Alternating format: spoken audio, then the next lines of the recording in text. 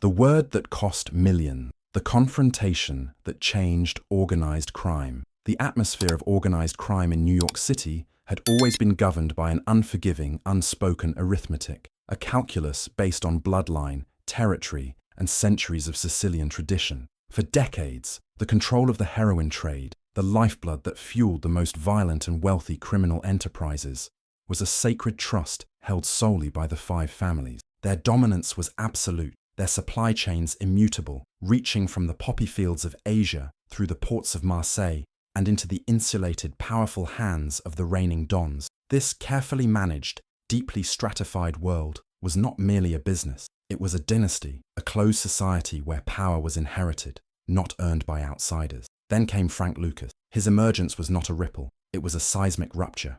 Operating out of the pulsating, desperate heart of Harlem, Lucas didn't ask for a piece of the established pie. He baked a new one, bigger and infinitely more dangerous. He was an anomaly, a ghost in the system who had learned the hard lessons of survival under the tutelage of the legendary Bumpy Johnson, inheriting not just Bumpy's ambition, but his strategic mind. When Bumpy died in 1968, the consensus among the traditional powers was that Harlem would collapse back into petty, manageable chaos, a turf war easily exploited and subdued. They couldn't have been more wrong. Lucas didn't deal with the French Connection, the ancient pipeline that funneled 98% of the city's highest-grade narcotic. He did something bolder, something unthinkable. He bypassed it entirely. His innovation was audacious, a logistical masterpiece that utilized military connections and transport networks returning from Southeast Asia to smuggle pure, uncut heroin straight from the source in the Golden Triangle into the heart of the United States.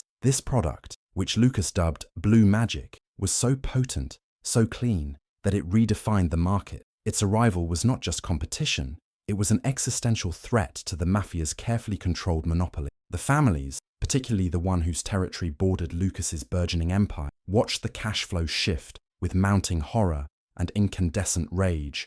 Their heroin was diluted, expensive, and delivered by unreliable, paranoid middlemen. Lucas's product was cheaper, purer, and delivered with the cold, efficient precision of a well-oiled corporation. The man most immediately impacted and most dangerously offended was Carmine the Duke Falcone, a capo whose position within the Genovese family was built upon 3 generations of territorial control. Carmine, a man whose tailored silk suits and polished demeanor hid a core of generational entitlement, viewed the streets of Midtown and Upper Manhattan not as real estate, but as inherited kingdom. For Carmine, Lucas was not a rival businessman. He was an insubordinate tenant who needed to be violently evicted and stripped of his gains.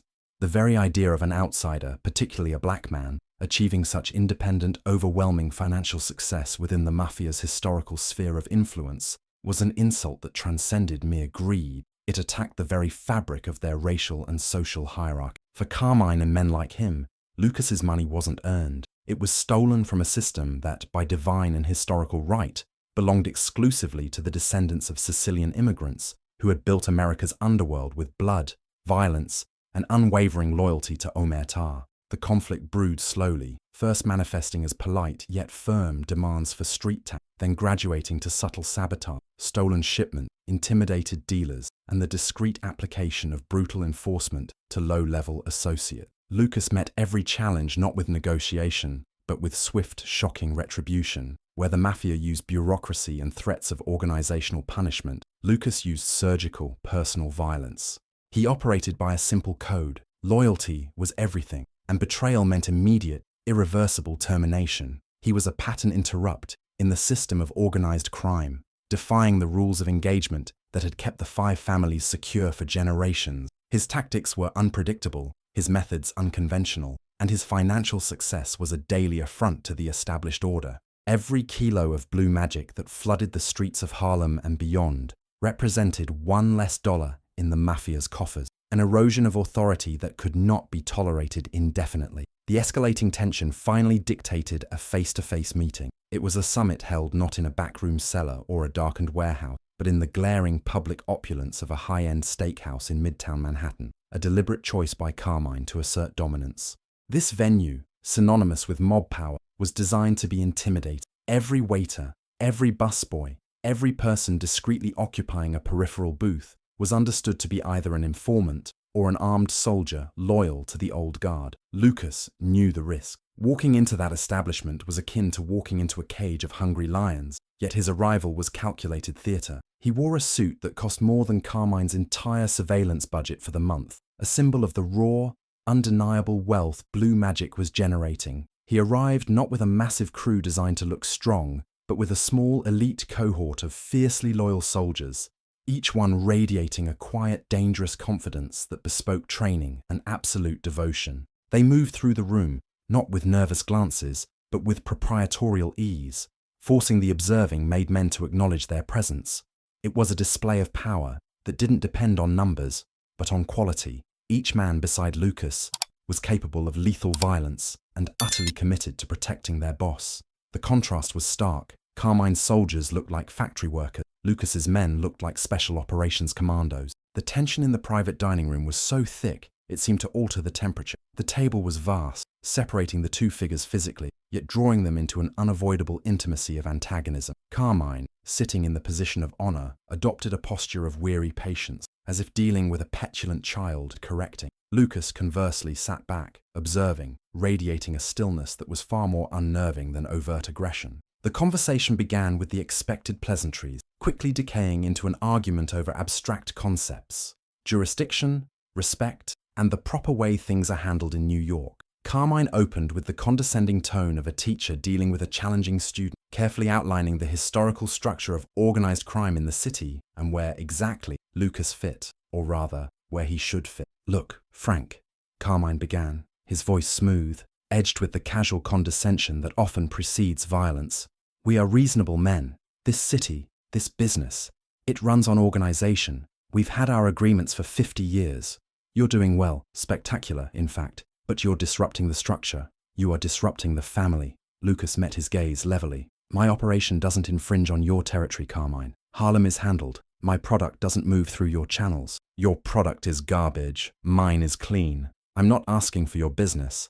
I'm just conducting my own." "You misunderstand the hierarchy," Carmine stated, leaning forward, resting his elbows on the polished mahogany table. He didn't speak louder, but his tone dropped in temperature, becoming cold, sharp, and final. "This city belongs to us.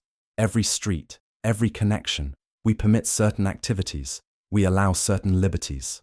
But everything, Frank, everything that happens here is by our permission. When you try to run your own show without proper acknowledgement, without paying tribute where it's due, you're not a businessman. You're an anarchist." He paused, letting the word hang in the silence, an accusation of treason. The implication was clear. Anarchists were eliminated, not negotiated. It was a veiled threat, but everyone in the room understood its weight.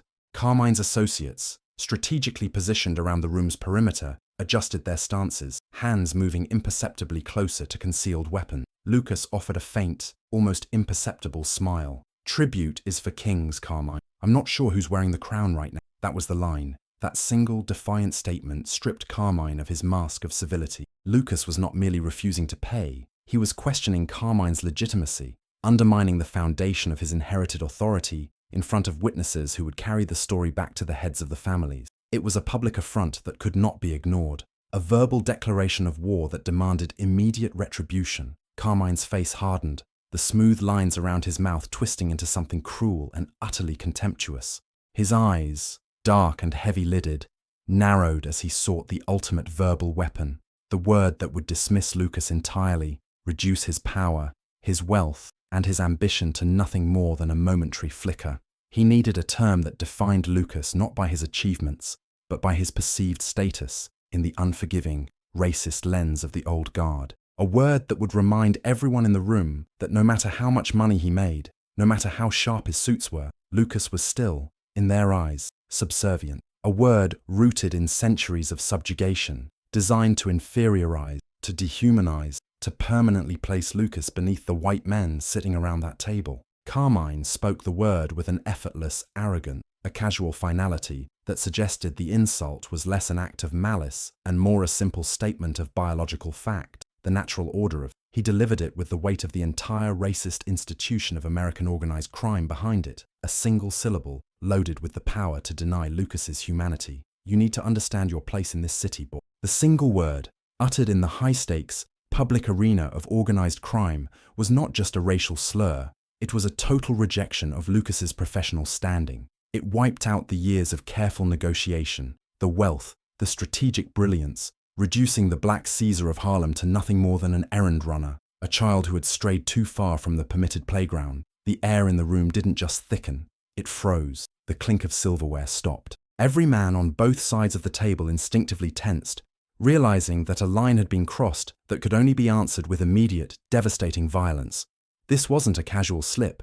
It was a verbal missile designed to publicly destroy Lucas and force him into submission or death. Frank Lucas did not flinch. His expression did not change. He absorbed the full weight of the word, the insult to his dignity, the threat to his life, the history of systemic disrespect baked into that single syllable, and he held it. The silence stretched, long and dangerous. It felt like hours, though it was only a few measured seconds, enough time for Carmine to feel the smug satisfaction of having administered the perfect lethal verbal blow. Carmine waited for the expected reaction. Anger, followed by surrender, or uncontrolled rage, followed by execution. He had used the word as a tool, a lever designed to break Lucas's will and force him back into the subordinate position that Carmine believed was Lucas's natural place in the hierarchy. He expected to see fear, capitulation, or suicidal explosion. But Lucas was a master of controlled combustion. He looked at Carmine, not with the fire of a defeated subordinate, but with the cold, calculating detachment of a judge viewing a common criminal. The gold watch on his wrist glinted under the chandelier light as he slowly leaned forward across the expansive table, bringing himself physically closer to the source of the... Every movement was deliberate, measured, a demonstration of absolute control in the face of maximum provocation. He wasn't quick, wasn't aggressive, he was methodically calm, which was infinitely more terrifying. Carmine's soldiers braced themselves, expecting Lucas to explode into violence or flee in disgrace.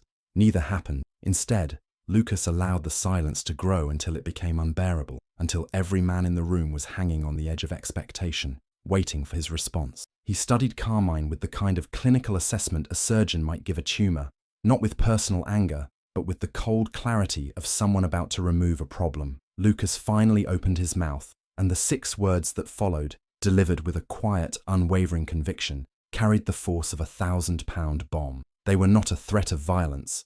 They were a statement of economic reality. They were a complete reversal of the power dynamic, striking at the one thing Carmine valued more than money or life, his position within the family. Frank Lucas looked directly into Carmine's furious, yet now deeply shaken eyes, and said, with the icy finality of a judge passing sentence, "You need me more than I need you." The effect was instantaneous and absolute. 6 words. 6 simple words that dismantled the entire power structure Carmine had spent the last hour trying to establish. It wasn't an insult. It was an undeniable truth that Carmine couldn't refute. Lucas had completely flipped the argument. Carmine wasn't granting permission to Lucas. Carmine was dependent on Lucas. The statement didn't threaten physical violence. It promised systemic collapse. Lucas wasn't saying, "I'll kill you" or "I'll fight you." He was saying, "You cannot survive without me, but I can survive perfectly without you." It was the ultimate checkmate, exposing Carmine's economic vulnerability in front of his own troops. The room froze. The air seemed to be sucked out of the space. Carmine's associates, Sal, Joey, and the Hulk, known only as Vinny, stopped mid-motion, suddenly uncertain about what to do. They had been trained to respond to threats of violence, not statements of economic dependency. They looked to Carmine, waiting for an order, but Carmine was paralyzed, because Lucas was absolutely right. Blue magic had become indispensable. Since Lucas had established his direct supply line, bypassing the French connection entirely, his product had dominated the market. It was 98% pure on arrival, while the heroin coming through the mafia's traditional channels was being cut to 25% purity or less by the time it hit the streets. The users knew the difference. The dealers knew the difference. And most importantly, the family's accountants knew the difference. The numbers were irrefutable. Lucas's heroin was generating 3 times the revenue per kilo because it could be cut multiple times and still remain stronger than anything else available. The profit margins were astronomical. Carmine's street operations, which previously depended on the French connection and traditional Sicilian suppliers, had secretly started buying blue magic through intermediaries because their own customers were demanding it. Carmine knew this. His lieutenants knew this. And now, Thanks to Lucas's public statement, everyone in the room knew this.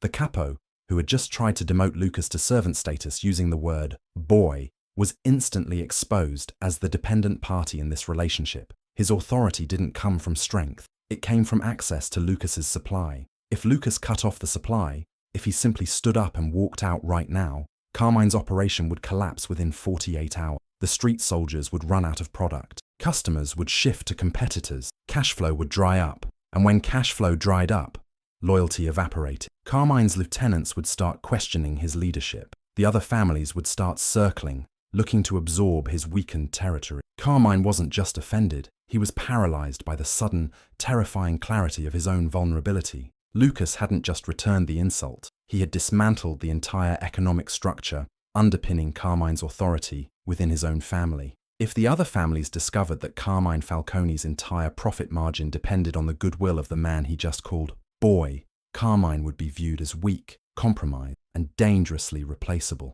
The revelation hit Carmine like a freight train. His face, previously red with anger, now paled. The color drained from his cheeks. His hands, perfectly manicured and habitually steady, began to tremble slightly. The expensive cigar he held between two thick fingers began dropping ash onto his pristine trousers, but he didn't notice. He was completely focused on the cold, brutal mathematics that Lucas had just laid on the table. Lucas said nothing more. He didn't need to. He simply leaned back in his chair, crossed his arms, and waited. The ball was now firmly in Carmine's court. The capo had three options. Option 1, order Lucas's execution immediately, which would result in a massive shootout that would likely kill half the men in this room, including possibly Carmine himself, and which would definitely cut off the blue magic supply permanently, leading to catastrophic financial. Option 2, attempt to refute Lucas's statement, which was impossible because every man in this room knew it was true.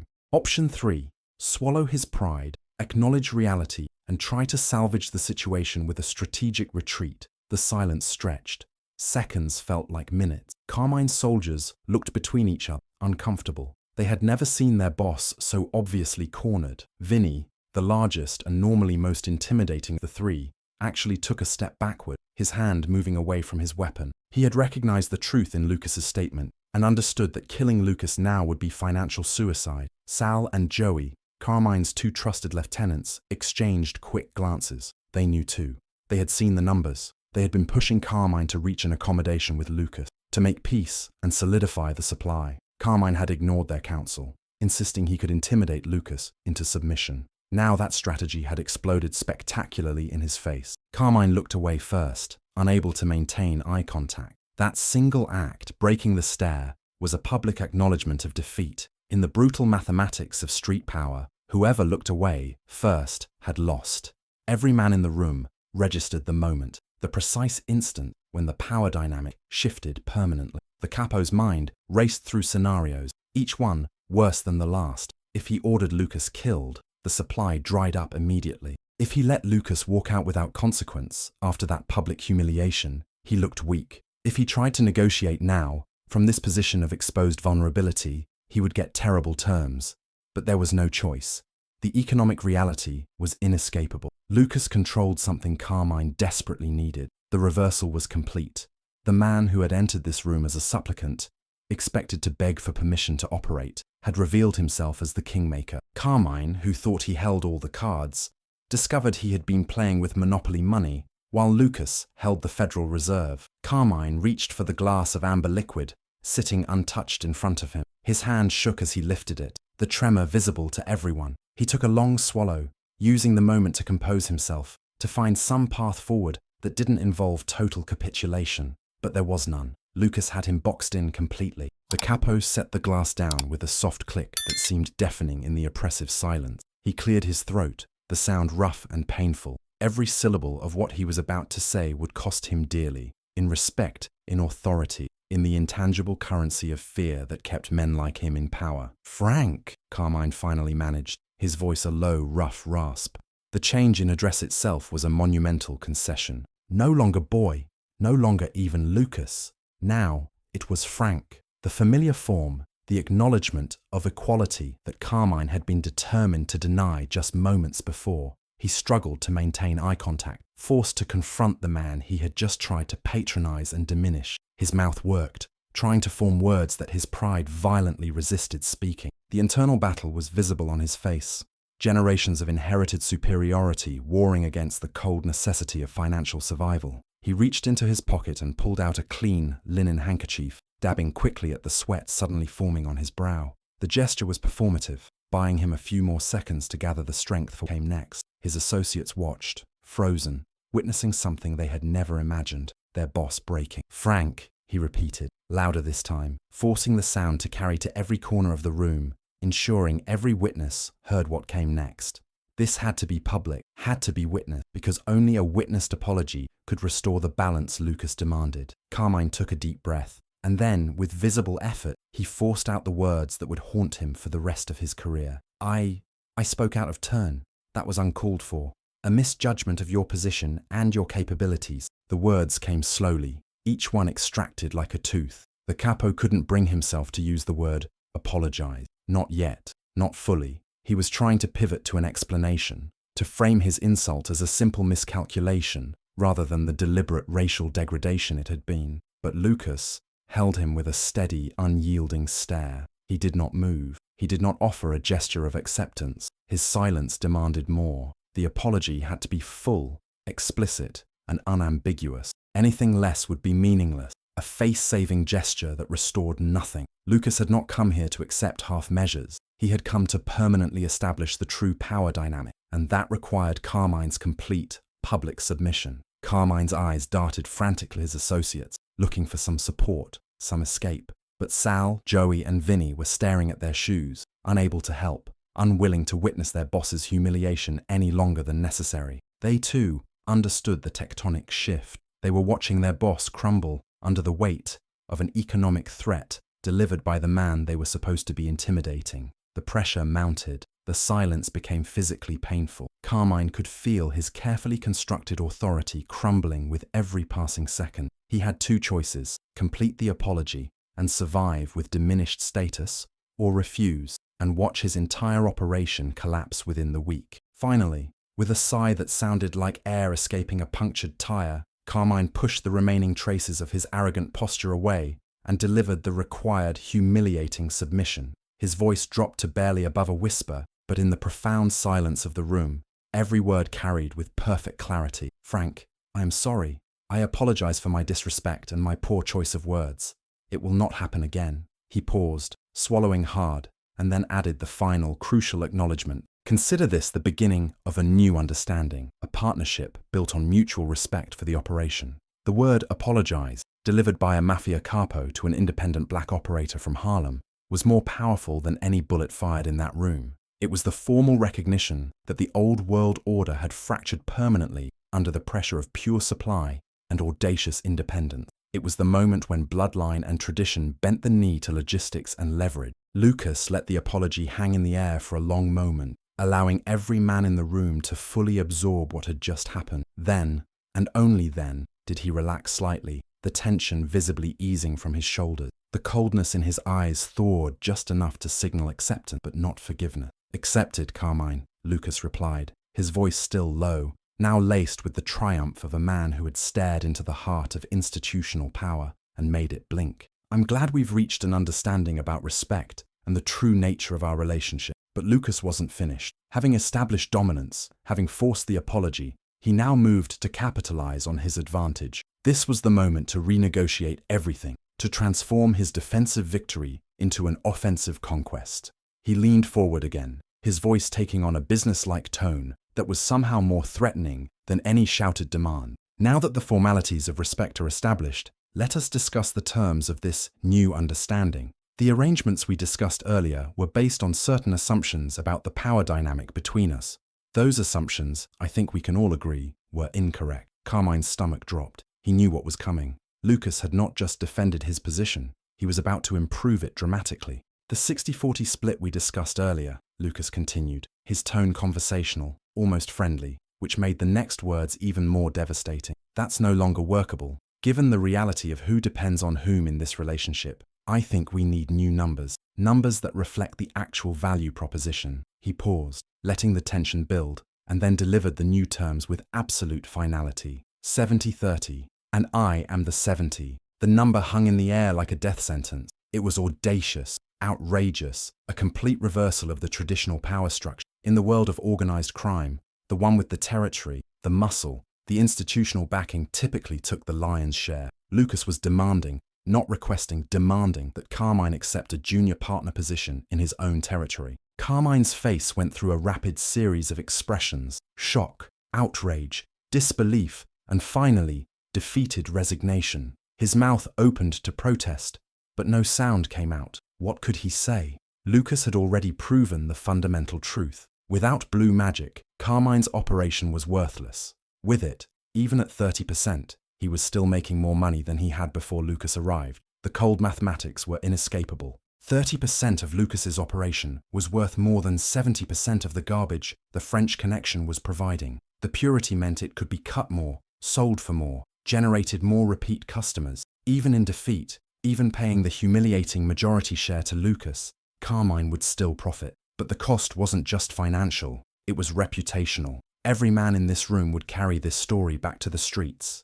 By tomorrow, every made man in every family would know that Carmine Falcone had been forced to apologize to Frank Lucas and accept junior partner status in his own territory. The humiliation was total and permanent. Carmine nodded slowly, the movement stiff and painful, each degree of inclination a physical manifestation of his defeat. 70-30, his voice hollow. Agreed. Lucas stood then, smoothing his expensive suit, the gesture casual and proprietorial. He had not just survived the meeting, he had conquered it, using the very moment of maximum insult as the launchpad for a complete renegotiation. He had walked into a lion's den and walked out with the lion's territory. Excellent, Lucas said, extending his hand across the table. It was a gesture loaded with meaning, forcing Carmine to physically acknowledge the new hierarchy, to seal the humiliating deal with his own hand. Carmine hesitated for just a moment, and then, with visible effort, reached across and shook. The handshake was brief, perfunctory, but it sealed everything. The witnesses had seen the insult, the response, the apology, and the new terms. This was now official, binding in the unwritten but absolutely enforceable code of the streets. Lucas released Carmine's hand and turned toward the door. His soldiers fell into formation around him, their movements precise and professional. As they walked toward the exit, Lucas paused and looked back at Carmine,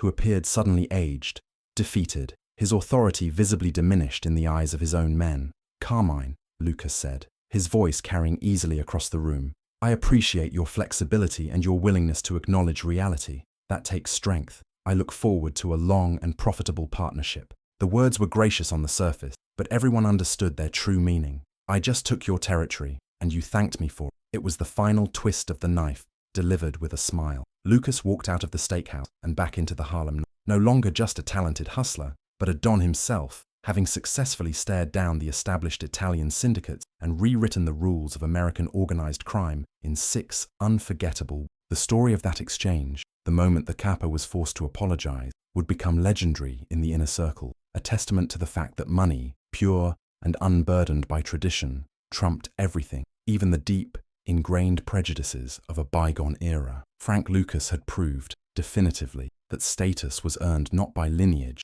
but by leverage. And with his unique pipeline of blue magic flowing straight from the Golden Triangle, bypassing every traditional power structure, he held all the leverage. In the stark, cold light of those few quiet moments in that private dining room, the entire criminal hierarchy of the East Coast had shifted. The old world, built on blood and tradition, had been forced to acknowledge the new world, built on efficiency and economic power. Carmine, the Duke, Falcone, sat alone at that mahogany table long after Lucas left, staring at his shaking hands, replaying the confrontation in his mind. He had entered that meeting as the established power, the territorial king who would dictate terms to an upstart. He left it as a junior partner in his own operation, having apologized publicly for an insult he had fully intended to deliver. The word boy had cost him everything: his dignity, his authority, and 30% of the most valuable drug operation in New York City. And the worst part was that he had no one to blame but himself. He had underestimated Frank Lucas,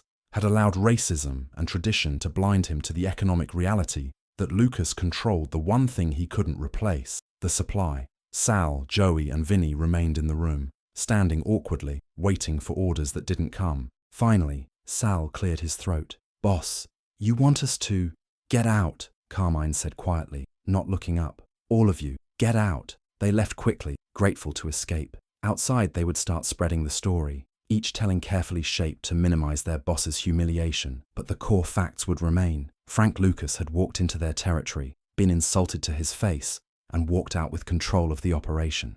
No amount of spin could change that. Inside the dining room, Carmine sat alone in the dim light, a defeated king in an empty castle. The cigar had gone out, the drink sat untouched. He had learned the hardest lesson of his life. In the modern world of organized crime, it didn't matter who your grandfather was, what family you represented, or how many soldiers you commanded. What mattered was what you controlled, and he controlled nothing that couldn't be taken away by the man he had just called boy. The echoes of those 6 words, "You need me more than I need you," would haunt Carmine Falcone for the rest of his career, a constant reminder that he had bent the knee to the man he tried to diminish. The price for arrogance had been extracted in the cold, hard currency of respect, and 70% of the purest heroin ever to hit the streets. The reverberations of that power shift would be felt for years, signaling the rise of a new, uncompromising breed of criminal entrepreneurship that valued cold, operational efficiency over tired tradition. Frank Lucas had not just survived a confrontation with the Mafia, he had dominated it, proving that sometimes the most profound statement of power requires minimal language, delivered with maximum impact. 6 words. That's all it took to change everything. 6 words that exposed the fundamental truth of power in the modern age. Control the resource, control everything. Frank Lucas controlled the resource. And now, finally, everyone knew it. The old world died that night in that steakhouse, killed not by violence, but by economics. And from its corpse rose a new order, one where merit and efficiency mattered more than bloodline tradition. Frank Lucas stood at the apex of that new order, the undisputed Black Caesar of Harlem, the man who made the Mafia apologize. And he did it all with 6 simple words.